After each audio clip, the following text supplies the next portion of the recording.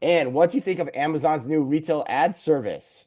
I think this is a smart pivot for Amazon. I actually really like this, and the reason is because we had Robert Jo. Will you help me pronounce his last name? Joe. I want to say Jokic.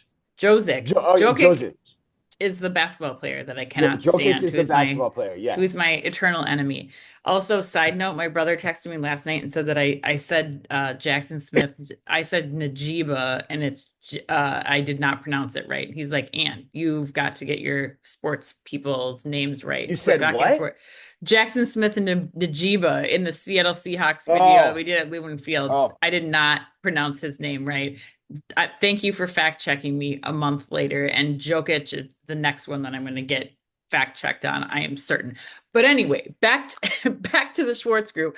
So we were talking to Robert yesterday, and I thought it was so eye-opening for me how he explained retail media networks. I think he's still one of my favorite interviews. But the thing that he hmm said is to be successful at retail media, you cannot just take your like advertising or media buyers from your retail environment and then make them in charge now of your retail media network, which I think a lot of retailers were doing early on.